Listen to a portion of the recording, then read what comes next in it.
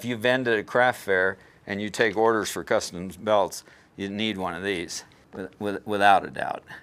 Back in the urban cowboy days, there was absolutely no way to figure out where the center of a person's back was and then figure out where the name needed to be without one of these. Hello, my name is George Kubik, and I'm going to teach you how to make a quick measuring belt. Find yourself a long 10-12, a very firm piece of veg-tan leather, and the longest one that you can find is better. So on the very belt tip, I just used an industry standard 1.5 inch belt tip to just dress the end of the belt out.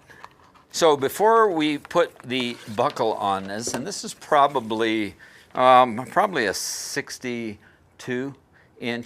belt strap, nice and heavy, good 10, 11 ounce, 12 ounce. That's what you want for a single ply measuring belt. So the first thing that we're going to do is we're going to develop a center line on this, and we're going to moisten the belt. We'll do the snaps later. I've probably made 3 of these in my leather career, and started the first one back in the urban cowboy days when everybody was wearing buck stitch Western name belts. I had to find a way to find the dead center of somebody's back so that I can put their name centered. So now we're going to take this belt and we're just going to take our wing dividers and we're going to try to find the center. And again, this is a tool, it doesn't have to be pretty.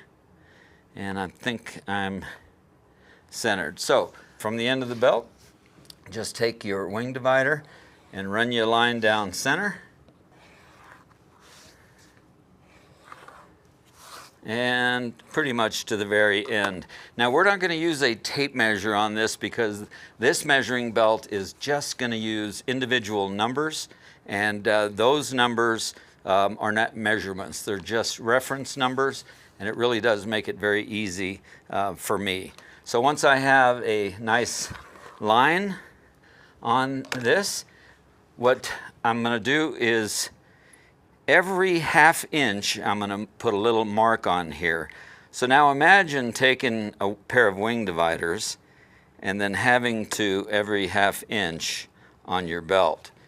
I found an old canvas stretching tool that is perfect for what I need. The in-between is 1/2 inch, and then these are inch. So I have my perfect 1.5 inch, and these are available probably still online somewhere, and I think they're canvas stretching tools for the upholstery trade. And all I do is I get somewhere, so this is going to be closed up with 2 snaps. We'll do that in a bit. So I'm just going to go down here, and I'm going to start in this location. And talk about a time saver. And now, just as if I was running a stitching iron, I'm going to do the same thing.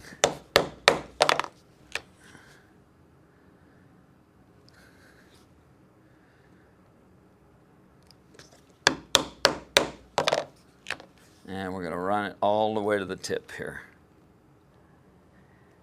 Or you can take these wing dividers, and then all you're doing is putting a little tiny prick mark into the leather so that you know where you're going to need to punch your primary holes. Okay, and I take it just about up to the tip here. There really isn't that much necessity. And then you can take some stamps and put your shop name in there. And then I'm going to take this and I am going to take a 3/16 inch hole, and that is usually suffice for most of the buckles. And the way I do that, let's say for example on this heavy duty buckle with a really thick tongue, I will take that and I will put it to make sure that that's big enough. And in this particular case, I think I'm going to go one step larger. Yeah, 7/32. We'll do that. Yeah, that fits nicely. Again, we need to leave this open for the snaps. So now you take your punch and every other mark. And the reason for these larger holes is because you might have some buckles that are bigger tongues. And we're going to go all the way down the belt. If you make a lot of single ply belts for people, then this single ply measuring belt is what you'll want. However, if you make a lot of gun belts, those are usually a 1/4 inch thick, very heavy to support a firearm on outside of the belt carry. You'll need to make another measuring belt that is also doubled, because it does make a difference. And then depending on what belts that they have or buckles that they have, then that's why we're going to put snaps on these. And then it's even a more perfect fit, because if you're doing a trophy style buckle versus a center bar buckle versus a bar end buckle, all those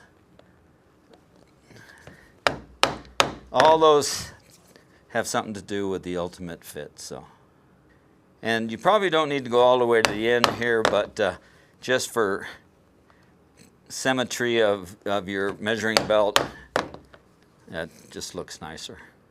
All right, now we have that, and we are ready for the time-consuming part, and that is to stamp the numbers. And I used to just write on there with a Sharpie or some type of a stylus the numbers, and then after 4 or 5 uses they would wear off. So I went ahead and invested in a little number set. So I'm going to take the number 1 and I'm going to stick it basically right above the hole. Okay, be careful with the 6s and the 9s. Okay.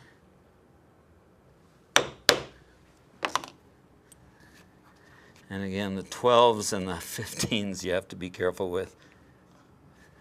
So now we have all of our numbers on the belt. We have the whole numbers and then the halves, the 0.5s in between each one. Now we're going to set our snaps. Basically what I'm looking to do here is I want to be able to have different buckles that can go in here and then still have snap capability. So I just out of doing a bunch of these, I can guesstimate where I need the snaps, and then in the center I want to be able to put a keeper. So I just happen to have a belt here I can use a keeper from. So now we're going to take our 5/32 punch, and we're going to center them on here.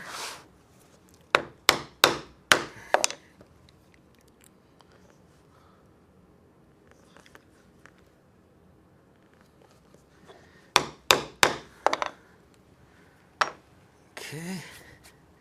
Now I'm going to fold this over, and I'm going to make sure that the straps are equal. I'm going to take a marker of some sort, draw my corresponding holes below.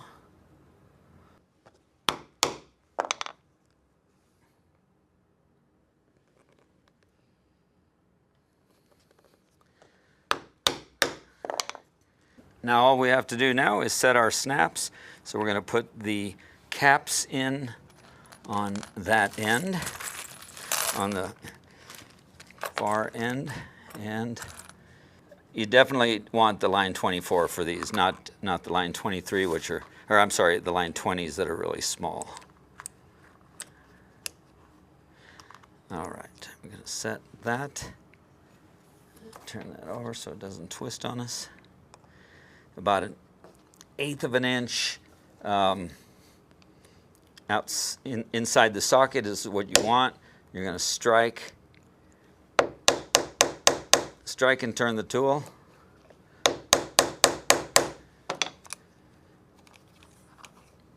Make sure it's in that little groove. Okay, that's one.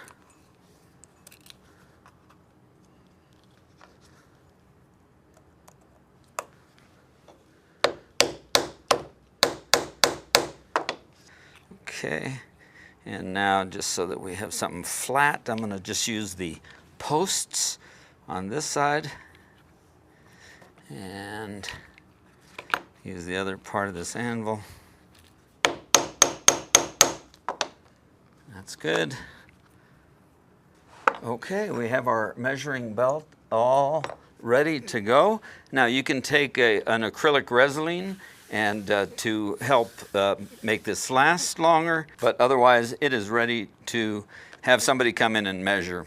So if you have a customer come into the shop and needs a new single ply heavy duty belt, we're going to pull out our handy dandy measuring belt. How you doing, sir? Doing nice. well. All right, excellent.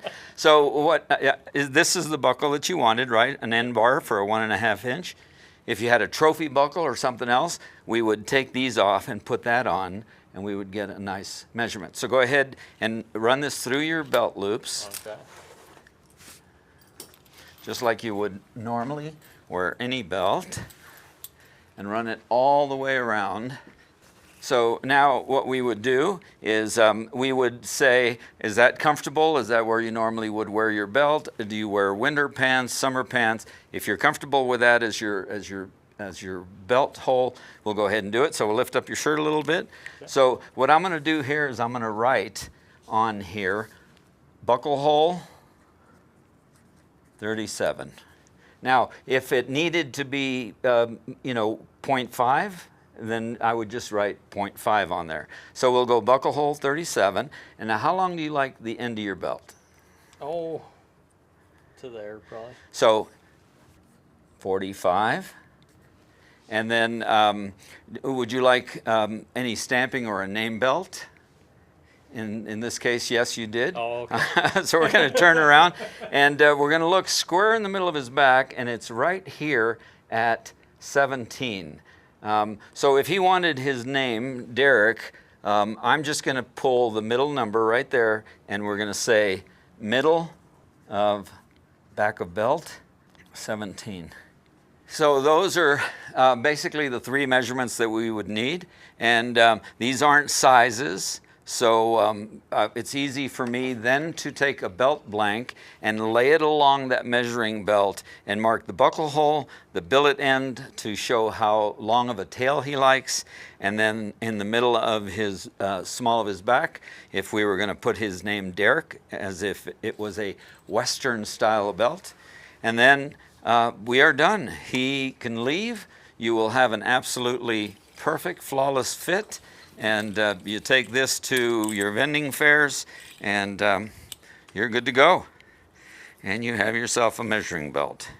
Once I have the customer's measurements, I would take a belt blank that I either cut from a hide or I buy from a leather supplier, and I would make the turn back, and I would match the turn back to the end of this measuring belt. So I would lay it right along the turn back, and then I would mark buckle hole 37, and that tells me that's where the middle of his buckle holes is going to be.